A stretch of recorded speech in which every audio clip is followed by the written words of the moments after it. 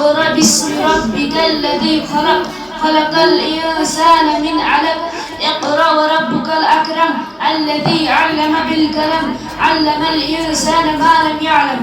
صدر و جمعہ الحاضرین مجلس آج کے سنمن میں جس موضوع پر بولنا چاہتا ہوں وہ ہے علم کی فضیلت. سامنے کرام ابھی آپ کے سامنے جو آیت کریمہ پڑھی گئی ہے وہ پہلی وہی ہے جو آپ سے نازل ہوئی جب آپ غار حرا میں عبادت میں مصروف تھے کہ اچانک جبرائیل علیہ السلام آیا کہنے لگا اے محمد پڑھے. آپ صلی اللہ علیہ وسلم نے فرمایا میں تو پڑھا ہوا نہیں ہوں. جبرائیل نے آپ صلی اللہ علیہ وسلم سے بھیجا اور کہنے لگا اے محمد پڑھے. آپ صلی اللہ علیہ وسلم سے وہی کہا میں تو پڑھا ہوا نہیں ہوں. اس طرح 3 مرتبہ جبرائیل نے آپ صلی اللہ علیہ وسلم سے بھیجا اور کہنے لگا اقرأ باسم ربک الذی خلق پڑھے اپنے رب کے نام سے جس نے پیدا کیا. خلق الانسان من علق جس نے انسان کو خون کے وسیلے سے پیدا کیا. اقرأ وربک الاکرم پڑھتے رہے اور آپ کا رب بڑے کرم والا ہے. الذی علم بالقلم جس نے قلم کے ذریعے علم سکھایا. علم الانسان ما لم يعلم جس نے انسان کو وہ سکھایا جسے وہ نہیں جانتا تھا. ان آیت کریمہ میں علم حاصل کرنے کے لیے آپ صلی اللہ علیہ وسلم کو تحقیق کے ساتھ حکم دیا گیا اور ساتھ ہی ساتھ علم حاصل کرنے کے آداب بھی دیے گئے جس کی استعمال سے انسان علم میں کامیابی حاصل کرتا ہے.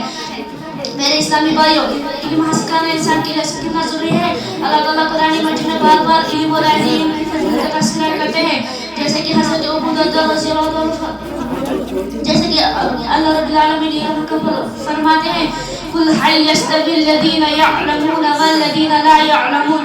اے نبی صلی اللہ علیہ وسلم کہہ دیجئے کہ علم والے اور غیر علم والے برابر ہو سکتے ہیں. اس آیت کریمہ سے معلوم ہوا کہ علم والے اور غیر علم والے کبھی بھی برابر نہیں ہو سکتے.